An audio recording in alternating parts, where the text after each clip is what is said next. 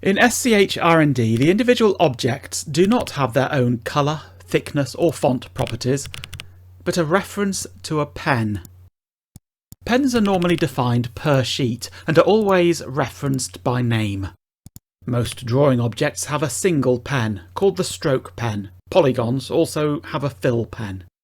Changing the stroke pen of an object can be done using the Edit menu, then clicking the object to change.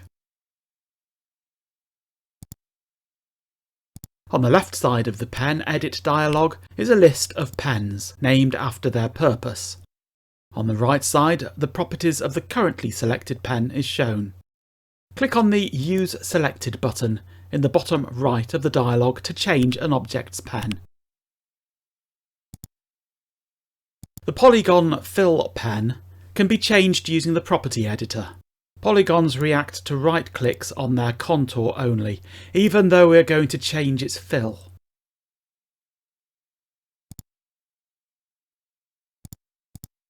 The same pen dialog is opened for the fill pen, and the same Use Selected button accepts the new pen selection.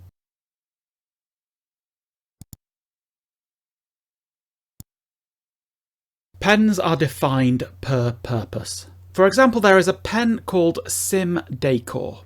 Its purpose is to specify the drawing style of symbol decoration. Symbols should name this pen for any object drawn for symbol body. Changing properties of this pen will affect every symbol using it.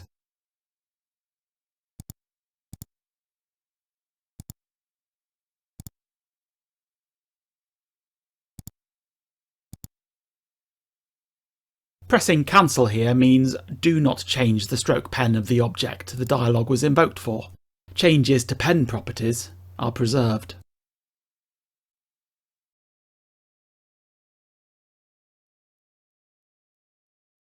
Creating a new pen is done in the same dialog, invoked for any object.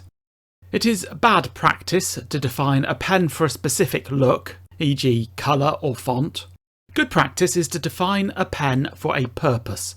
For example, we are going to define pens for indicating errors on the drawing. Click the New button.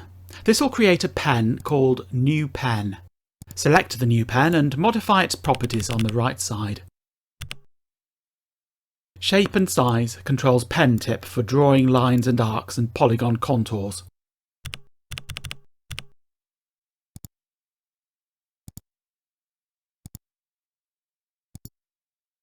Font properties affect text objects.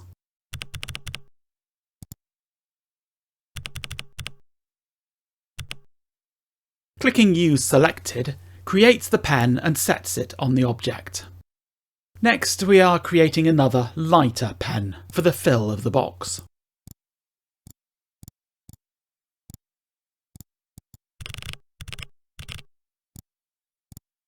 Once the pen is created, it can be assigned to any object. We change the text object to use the new Error Pen 2 and move the text inside the rectangle to complete the bold error note.